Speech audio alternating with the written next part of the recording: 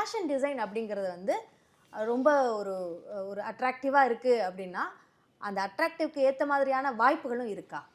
இல்ல கண்டிப்பா. என்னைக்குமே வந்து புதுமையான ட்ரெஸ்ஸு, புதுமையான காஸ்டியூம், புதுமையான டிசைனுக்கு வந்து என்னைக்குமே வரவேற்பு கண்டிப்பா இருக்க போகிறது. அதாவது கண்டிப்பா ட்ரெஸ்ஸு, ஃபுட்டு, இது ஹெல்த்து இந்த சைடு ரிலேட்டட்லாம் என்னைக்குமே இருக்க தான் போகுது. இதுல மாற்று கருத்தே கிடையாது. பட் வந்து அதுக்கு வந்து அந்த கிரியேட்டிவ் எபிலிட்டி கண்டிப்பா தேவைப்படுது. அந்த எக்ஸாம்ஸ்க்கு வந்து அவங்க ப்ரிப்பேர் பண்ணணும். ஒண்ணு வந்து இப்போ வந்து ஒரு ஸ்டூடண்ட் வந்து இப்போ வந்து காமர்ஸ் படிக்கிறாரு, இல்ல science group he wants to come into fashion டிசைன்னா, அந்த நிஃப்ட் எக்ஸாமுக்கு ப்ரிப்பேர் பண்ணணும். National institute of fashion technology almost top states எல்லா ஸ்டேட்ஸ்லையுமே அவங்களுடைய நிஃப்ட்டுடைய சென்டர்ஸ் இருக்குது. They offer lot of courses.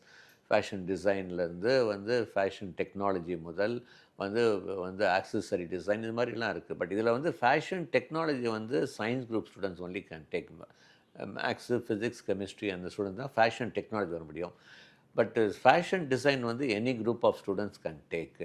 But இதில் வந்து இப்போ fashion design, fashion technology but நீங்கள் என்ன சார் ப்ரிப்பேர் பண்ணுவீங்க அப்படின்னு ஸ்பெசிஃபிக்காக கேட்டால், I would put my cards in fashion communication ஒரு கோர்ஸ் இருக்குது. ஃபேஷன் கம்யூனிகேஷன் அப்படிங்கிறது. இது ஒரு மிகப்பெரிய கெரியராக உருவாயிட்டிருக்கு.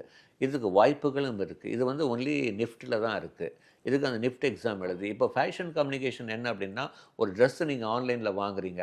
அப்போ அந்த ட்ரெஸ்ஸு ஆன்லைனில் வாங்கும்போது அதை பற்றி வந்து ஒரு ஒரு ஸ்கெட்ச் அதை பற்றி எழுதியிருப்பாங்க. அது மட்டும் அந்த எழுதுகிறவங்க மட்டும் கிடையாது. அது எழுதுகிறவங்க வந்து ஃபேஷன் கம்யூனிகேஷன் பீப்பிள் தான். உங்களுக்கு லாங்குவேஜ் ப்ரொஃபிஷன்ஸ் இருக்கணும். அது மட்டும் இல்லாமல் எங்கே உங்களுக்கு வாய்ப்புகள் ஜாஸ்தி அப்படின்னா, இப்போ நீங்கள் ஒரு ட்ரெஸ் வாங்குறீங்க.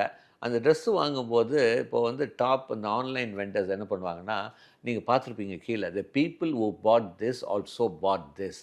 இதை வாங்கினவங்க இதுவும் வாங்கினாங்க. அப்போது ஒரு ட்ரெஸ் வாங்கினீங்கன்னா எஸ்பெஷலி கேர்ள்ஸ் ட்ரெஸ்ஸுக்கு இது எங்கே சூட் ஆகும், இதுக்கு என்ன மேட்சிங் வந்து தோடு, இது என்ன மேட்சிங் பேங்கிள், அதுக்கு வந்து ரிலேட்டிவாக போடுவான். அவன் வந்து அவனுடைய பிஸ்னஸ் ஸ்ட்ராட்டஜியை வந்து எடுத்துகிட்டு வராங்க. அப்போ இந்த ஃபேஷன் கம்யூனிகேஷன் பீப்புள் தான் இது தான் வந்து அவங்க டிசைன் பண்ணி கொடுக்குறாங்க. இது சூப்பர் ஆப்பர்ச்சுனிட்டி இருக்குது அவங்களுக்கும், அவங்களுக்கு பிஸ்னஸ் மாடலுக்கும் அவங்களுக்கு யூஸ் ஆகுது அப்படிங்கிறது.